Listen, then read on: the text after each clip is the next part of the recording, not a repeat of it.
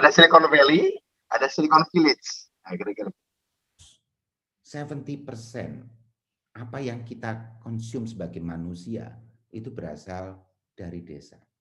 Berasal dari desa.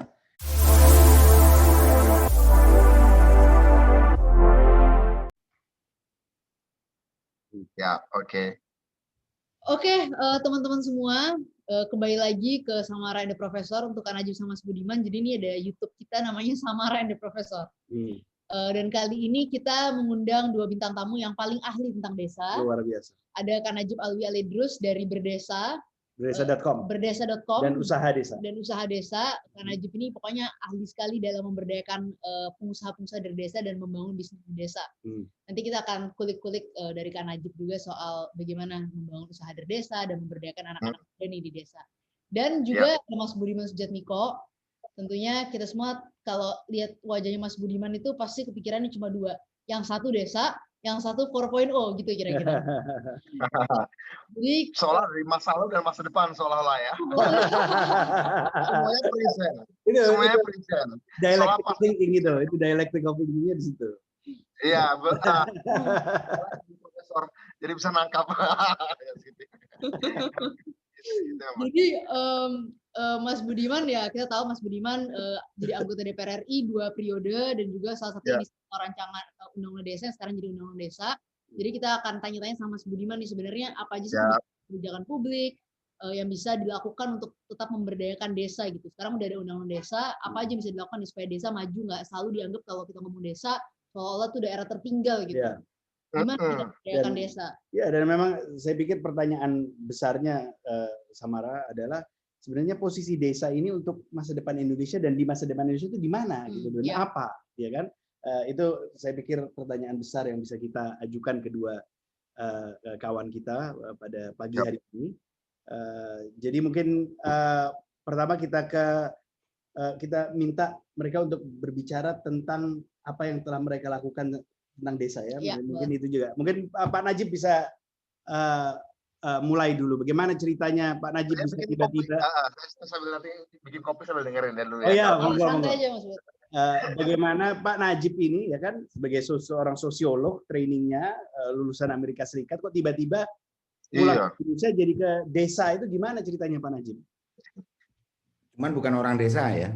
Padahal bukan orang desa makanya. Lahir di Jakarta, sekolah di Jakarta, bahkan pernah ke Amerika. Kadang-kadang jalan-jalannya ke desa, tapi sekarang ngurusin desa. Good questions, tapi difficult answers. Enggak juga sih.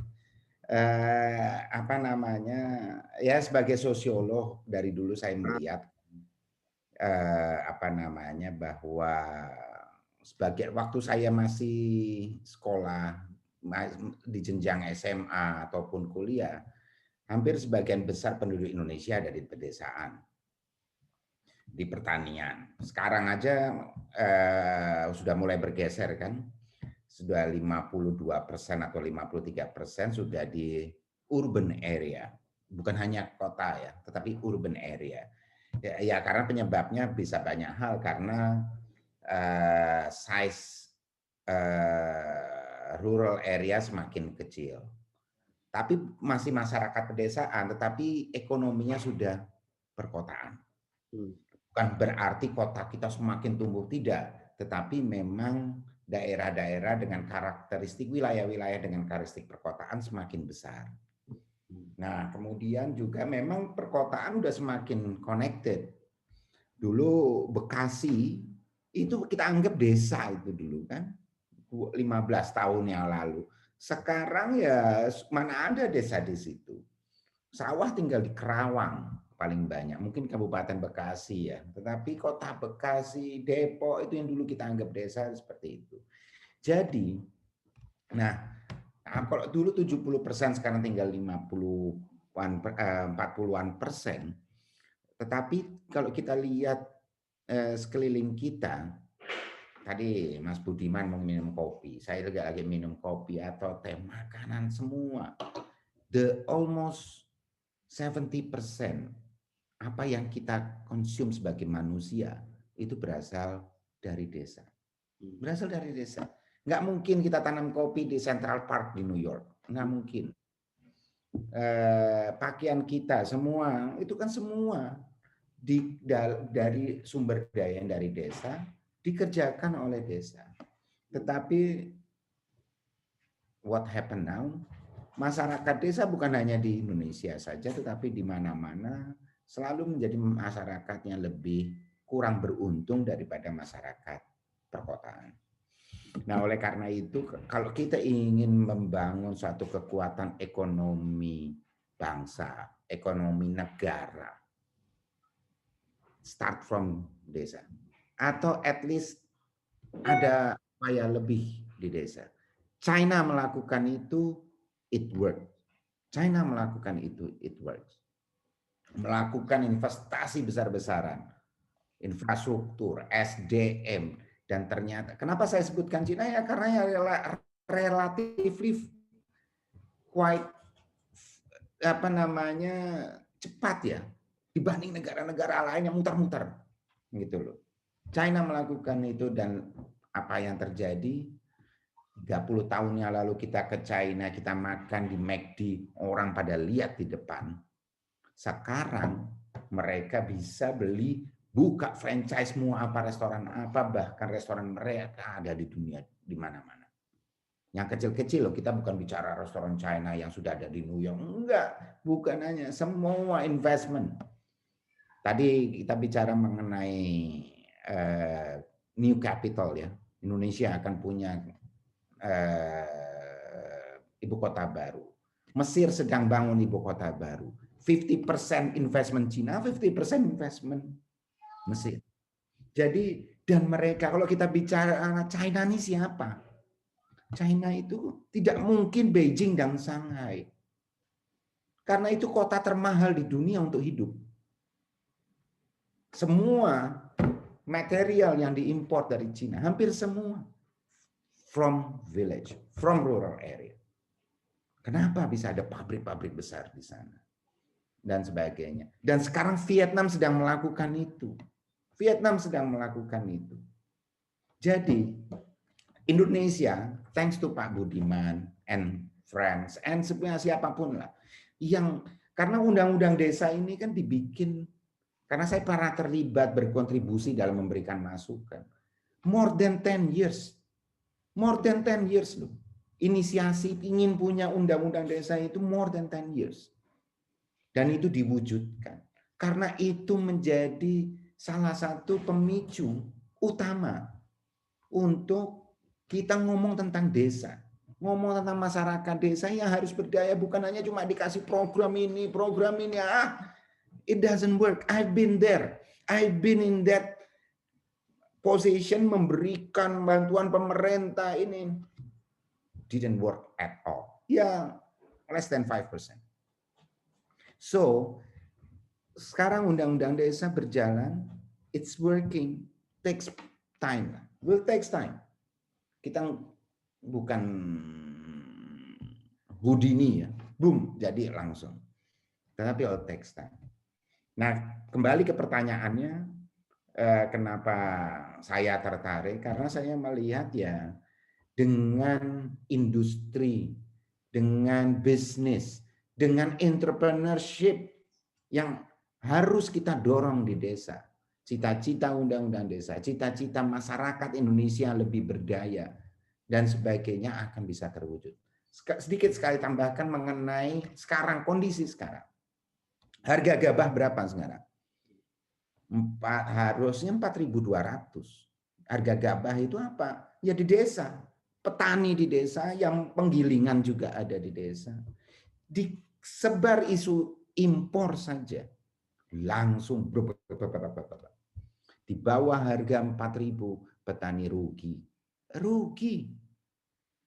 Jadi menurut saya absurd ya, aneh.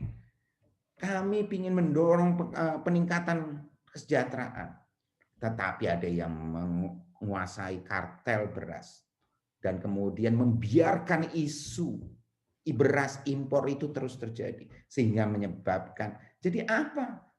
Kita ngasih program kemiskinan, program pembangunan, tetapi di ujung disebarkan berita bahwa beras akan diimpor. Hancur itu harga. Hancur.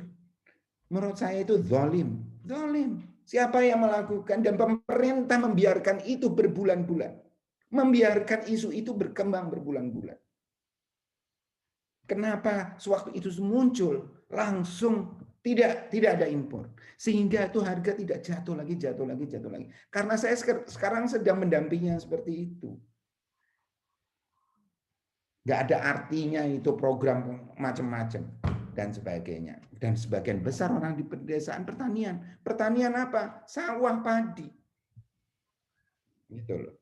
So in konteks bagus ada undang-undang desa, ada upaya ini. Tetapi unfortunately yang masih menghambat Indonesia untuk membangun benar-benar terhadap desa, ada para pengambil kebijakan dan para kartel. Saya baru bicara beras, belum bicara gula, belum bicara yang lain-lain yang ada di desa.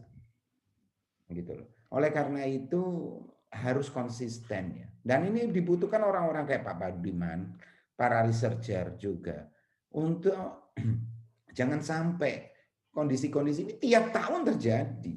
Jangan sampai ini terjadi terus.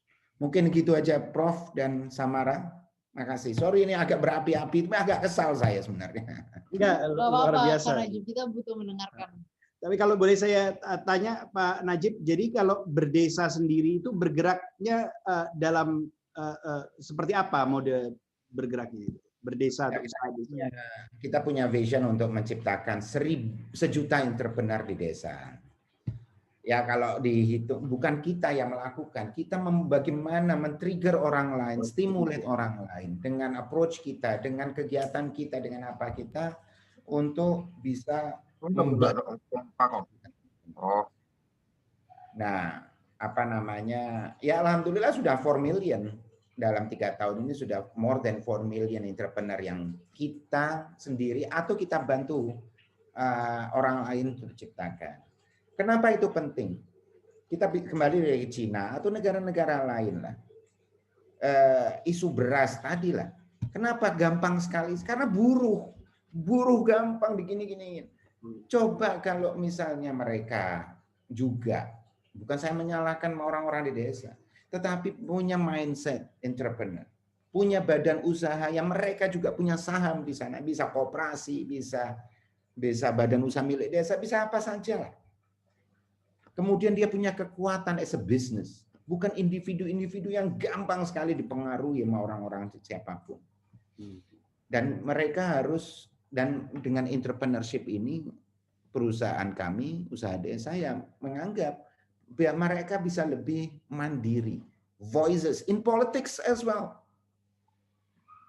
Mandiri secara politik, mandiri secara ekonomi. Dia ada aset yang dia turunkan kepada anak cucunya. Ini saya punya aset berapa lembar saham di PT Samara Pedesaan Indonesia misalnya. Punya kebun teh misalnya. Nah itulah. Tetapi ya, dan fokusnya anak muda. Karena orang tua, saya bukan menganggap bahwa orang desa harus berdasi, petani tidak.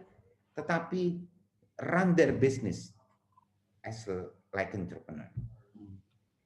Jadi itu pembinaan ya, pelatihan untuk bagaimana membangun bisnis. Termasuk investment juga.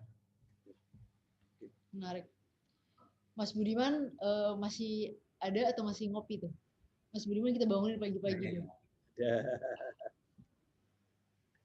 Mas Bud, tadi kan Kak Najib cerita ya bahwa ada persoalan di Undang-Undang Desa sudah ada gitu sebagai platform, itu mungkin langkah awal, tapi masih ada banyak juga nih hambatan-hambatan yang hadir gitu. Mungkin ya pengambil kebijakan itu masih belum menganggap desa sebagai sumber yang penting untuk ekonomi Indonesia, meskipun kenyataannya tentunya berbeda. Jadi gimana caranya supaya para pengambil kebijakan ini konsisten untuk menjalankan apa yang sudah diamanahkan oleh Undang-Undang Desa, dan memang desa itu sebagai potensi yang serius gitu, bukan hanya daerah yang mesti dibangun karena memang daerah tertinggal, tapi daerah yang bisa menjadi potensi dan masa depan Indonesia.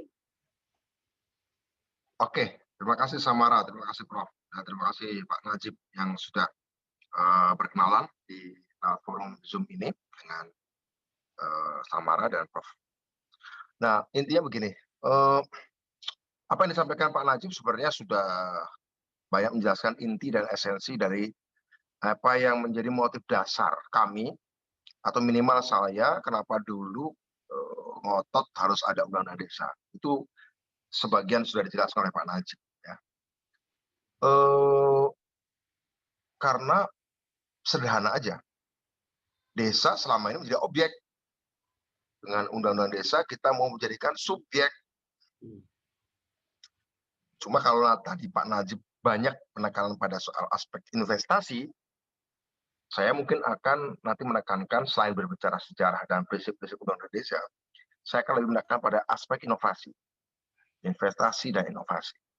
Ya, karena investasi tanpa inovasi sudah selama ini terjadi pada desa. Sejak sebelum ada Republik Indonesia, sejak VOC datang.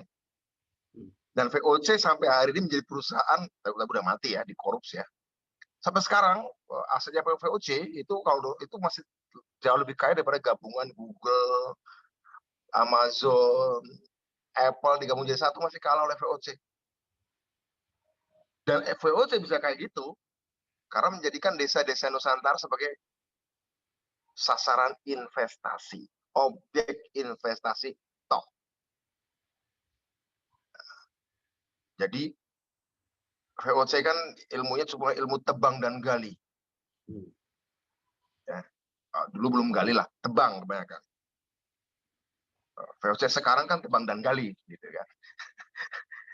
Nah, kita ingin majukan bukan sekedar investasi per se, investasinya pun kita ubah dari sekedar objek menjadi subjek. Yes, desa harus berinvestasi. Dengan ada undang-undang desa, dengan adanya dana desa yang dikucurkan dan diatur di pasal 72 ayat A, dana desa dari pemerintah pusat, dan alokasi dana desa atau ADD ayat B pasal 72 dari pemerintah kabupaten dan provinsi digabung, diharapkan desa punya sumber pendanaan permanen. Ya, rata-rata 1 miliar, kalau dari pemerintah kabupaten rata-rata 500 juta, rata-rata. Tapi sebenarnya tergantung dari jumlah penduduk desanya, tergantung dari luas wilayah desanya, tergantung dari persentase kemiskinan desanya, tergantung juga dari tingkat kesulitan geografis desanya. Makin terpencil, makin ada proporsi penambahan dibandingkan rata-rata desa yang ada di misalnya tepian jalan provinsi atau tepian jalan nasional, misalnya seperti itu. Juga itu dalam faktor-faktor itu dalam undang-undang desa yang kami susun. Nah, kembali tadi, desa tetap investasi, tapi diubah dari objek dari subjek, which is jaksel banget nih, which is nih. Dimana ini sebuah perubahan revolusioner. Bayangkan dari orang yang biasa dinasihati menjadi nasihati. Ya, kalau dalam Islam biasa tangan di bawah menjadi tangan di atas, kan gitu kira-kira.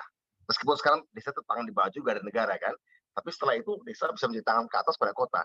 Dari negara desa tetap menjadi tangan di bawah in a way karena dana desa, tapi cuma berhenti di situ aja. Setelah itu desa harus menjadi tangan di atas bagi anak-anaknya sendiri dan bagi orang kota dan bagi dunia.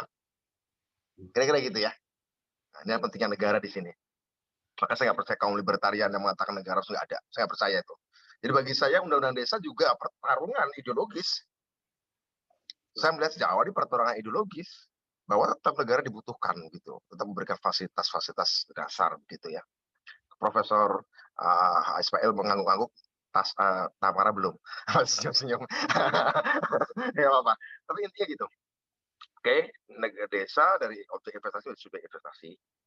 Kedua, desa harus menjadi objek inovasi. Kenapa? Saya ingat dulu sebelum undang-undang desa jadi, ada seorang kepala desa dari Gunung Kidul dalam sebuah pertemuan ngomong kayak gini, Mas Budiman, Bo, tolong perjuangkan undang-undang desa. Kami bingung dengan 200 juta rupiah dana desa dari kabupaten per tahun. Dengan 200 juta rupiah per tahun, kami bisa bangun apa?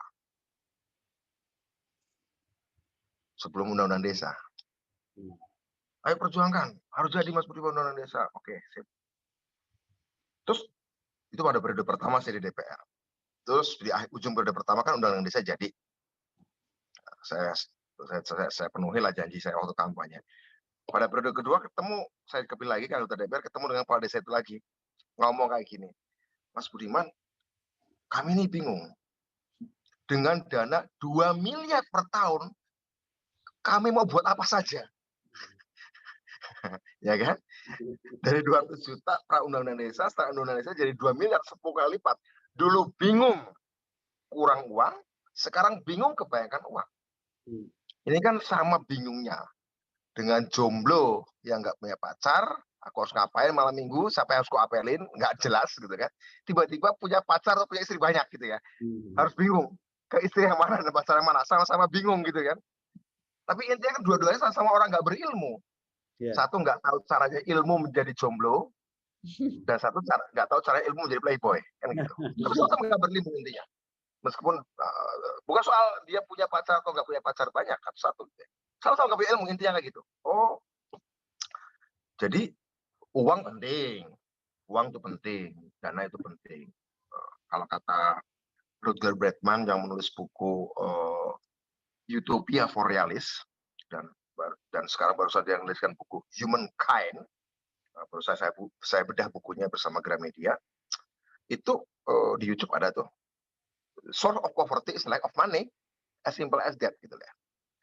Sumber kemiskinan adalah nggak ada duit, nggak ada akses pada uang cash, nggak ada akses pada uang tunai, kira-kira gitu. Ya, dengan adanya dana desa sebenarnya kita lagi berbicara soal dana untuk komunitas. Ya kan, komunitas desa. 74.954 desa. Oke, inovasi. Nah, setelah kita penuhi, dan di pasal undang-undang desa juga sebenarnya kita sudah kasih beberapa ruang. Dengan uang itu, jadikan itu ruangmu untuk community development. Bahkan untuk individual and personal development setiap warganya. Mau jadi apa? Terserah kamu. Putuskan itu di dalam musyawarah desa. Musyawarah desa itu apa? Itu MPR-nya desa. Karena di dalam musyawarah desa itu ada keterlibatan BPD, Badan Permusyawaratan Desa, keterlibatan eksekutif desa, kepala desa dan aparat-aparatnya, dan keterlibatan utusan-utusan golongan. Golongan petani di desa itu, golongan perempuan di desa itu, golongan nelayan di desa itu, golongan pendidik, golongan agamawan, golongan seniman, golongan anak muda, golongan apa terserah. Ada utusan golongan di musyawarah desa, plus utusan daerah, yaitu bisa utusan RT atau utusan RW, atau utusan dukuh. Dukuh itu subdesa ya. Nah, jadi musyawarah desa yang kita atur dalam undang-undang desa itu adalah seperti MPR zaman dulu, ada utusan daerah, utusan golongan. Ya. Siapa yang bisa menyelenggarakan musyawarah desa? Adalah Badan Permusyawaratan Desa. Mengundang eksekutif, mengundang perwakilan masyarakat, wakil Gapoktan, wakil PKK, misalnya wakil kelompok Ansor kah, atau kelompok apalah yang ada di desa itu, ya, wakil pemuda misalnya, ikut musyawarah. Musyawarah minimal setahun sekali, dan minimal 6 tahun sekali membicarakan RPJM, Rencana Pembangunan Jangka Menengah. Kemudian tiap tahun disusun itu RPJM itu disusun per tahunnya menjadi RKPDes, Rencana Kerja Pembangunan Desa, kemudian menjadi APBDes dan segala macam, anggaran pendapatan belanja desa. Tapi di musyawarah desa itu nanti bisa yang strategik 6 tahun, karena satu periode kepemimpinan kepala desa 6 tahun. Misalnya kalau seorang kepala desa baru terpilih, langsung musyawarah desa, kepala desa boleh menyampaikan visi misi di situ. Aku mau buat ini. Oke, bicarakan, sepakati, bisa dimodifikasi, bisa dikoreksi oleh musyawarah desa. Kemudian itu menjadi sumber rapat antara BPD yang di bawahnya, Badan Permusyawaratan Desa itu badan tuh ya, badannya sehari-hari, dengan pemerintah desa menyusun APBDes, RKPDes. Itu dari segi aspek pemerintahan desanya. Di situ mau ngomong apa? Terserah. Mau buat apa? Mau alokasikan misalnya RPJMdes untuk 6 tahun. Berarti gimana kalau kita sepakati saja, setiap tahun saat dana desa turun dari pusat, itu gimana kalau 50%-nya kita alokasikan investasi pada BUMDes, Badan Usaha Milik Desa. Jadi tiap tahun misalnya desa X tiap tahun dapat 1 miliar. Tahun depan dapat 1,1 miliar. Tahun depan dapat 900 juta. Tahun depan lagi dapat 1,3, terserah lah ya, kira-kira gitu ya. Oke, kita tetapkan aja 50% tiap datang itu alokasi untuk investasi BUMDes. Anda bayangkan misalnya sampai 6 tahun satu BUMDes, Badan Usaha Milik Desa itu dijadikan dapat suntikan dana 500 juta. Jadi 6 tahun kira-kira 3 miliar lah kira-kira. Satu usaha dimulai 3 miliar dalam 6 tahun pertama periode kepemimpinan kepala desa itu, atau 500 juta tiap tahunnya, plus dimungkinkan adanya investasi pihak ketiga. Mau pengusaha nasional, mau pengusaha lokal, mau BUMN pun boleh, mau BUMD, Badan Usaha Milik Daerah pun boleh. Asing boleh nggak? Boleh juga. Boleh juga. Ya kan? Atau BUMDes itu, bukan BUMDes, kepala desanya itu kemudian bikin, sudah kita atur juga di Undang-Undang Desa, namanya BKAD, Badan Kerjasama Antar Desa, yaitu 2 desa atau lebih itu batasnya bisa puluhan ribu, 2 desa atau lebih, di dalam kecamatan yang sama, di dalam kabupaten yang sama, atau lintas provinsi, misalnya desa di Jogja DIY, kerjasama dengan desa di Sumatera Utara. Bikin holding BUMDes. Boleh. Saya desa di Gunung Kidul tidak mau bikin holding BUMDes dengan status desa lain, tidak harus hanya di Gunung Kidul, tidak harus hanya di Jogja, Provinsi Jogja. Dia bisa juga dengan desa-desa di Kalimantan Utara. 5 desa Kalimantan Utara, 10 desa dari Sulawesi Barat, 7 desa dari Jawa Tengah, 16 desa dari Jawa Barat, dari mana terserah. Selama bisa saling kenal antara kepala desa dan saling kenal antara CEO BUMDesnya. Nah, yang saya lakukan hari ini, setelah ngaji DPR, adalah proses ngurusi itu. Ngurusi pertemuan antara desa Sumatera Utara dengan desa Sulawesi Selatan, dengan desa di Bali, dengan desa Jawa Tengah, ngumpul kepala desa, ngumpul antara CEO BUMDes. Nah, kenapa saya sekarang sibuk bikin bukit algoritma Silicon Valley, itu tempatnya kepala desa ngumpul di situ. Kita mau buat, kalau perlu buat BUMDes Tower di situ. Innovation and BUMDes Tower misalnya. Tower untuk BUMDes dan inovasi teknologi. Loh, apa hubungannya teknologi? Tadi Samara bilang, Mas Budiman dikenal desa dan 4.0. Seolah past and future, seolah jauh. Enggak. Seolah jadul dan masa depan. Enggak. Jarak antara masa lalu dan masa depan itu semakin dikit loh. Karena perkembangan teknologi informasi semakin dikit gitu ya. Nah, kita mau konsep desa ini dengan adanya inovasi, desa yang mau kita jadikan semacam Silicon Village Indonesia, kira-kira gitu lah. Ada Silicon Valley, ada Silicon Village. Nah, kira-kira. Silicon Valley itu hanya satu klaster, Silicon Village adalah semua, the whole ecosystem yang mencakup 74.954 desa, yang mengcover sekitar 55% penduduk Indonesia, dan mengcover sekitar 70% wilayah geografis Indonesia. Huge, besar. Tapi terabaikan oleh elit. Pemerintahan, elit politik, elit bisnis, dalam tanda kutip, saya agak bersyukur gak ada saingan. Gitu lah. Ya, biar aja. Itu ruang kosong. Ruang besar, masif. Itu kayak ada gedung gede, memang nggak terawat. Gedung itu kusam, gentengnya bocor, banyak kuntilanak misalnya gitu ya. Orang malah ke situ. Tapi gedungnya besar. Saya jalan-jalan, nggak ada orang. Ya udah, aku perbaiki dengan dalam tanda kutip selera aku sendiri aja sama orang-orang yang mau aku ajak. Yuk, berikut yuk ke tempat gedung tua ini. Gedung tua ini bukan ada harta lo di situ. Ada batu baranya, ada sawitnya, ada padinya, ada cengkehnya. Sekarang ada uang juga dari negara. Tapi orang pada malas ke sini. Karena apa? Karena nggak glittering. Nggak berkiloan, kira-kira gitu. Apa namanya? Nggak kemilau gitu ya. Nggak glowing gitu kan. Ya udah biarin aja, nggak apa-apa. Kusam. Nggak apa-apa. Ada dana desa, ada sumber daya alam, ya, ada uang, ada ruang yang cukup luas, ada orang, macam-macam. Nah, kalau itu dikonsolidasikan dengan sains dan teknologi, bayang nggak? Saya punya kredo dalam hidup. Ketika sains teknologi menyatu dengan jejaring sosial, semua hal jadi realistis. Ketika sains dan teknologi menyatu dengan jejaring sosial, nothing is impossible. Tadi Pak Najib tentang Cina. Ya, kita terinspirasi oleh Cina. Saya kebetulan waktu kuliah di Inggris, tesis saya tentang Cina. Dan banyak kenal mahasiswa di Cina di Cambridge. Lusuh-lusuh waktu itu, sekarang udah keren-keren. Tapi intinya saya ingin mengatakan bahwa waktu saya mau buat undang-undang desa, kita mirip. Itu dibanding ke Cina, dikutuk banyak orang. Dibully saya di media. Wah, Budi Mas itu dibanding ngabisin uang negara. Dibully di koran ini, koran itu udah kayak koruptor lah soalnya saya. Tapi cuek aja. Udah soalnya saya Budi ternyata aktivis yang korup juga. Dibanding ke Cina, ke Brazil waktu itu. Tapi di Cina kami mengunjungi satu desa namanya Desa Huaxi. Desa Huaxi itu desa punya pabrik baja. Cek di YouTube ya. Punya pabrik baja. Setiap warga itu punya rumah sekeren di Pondok Indah.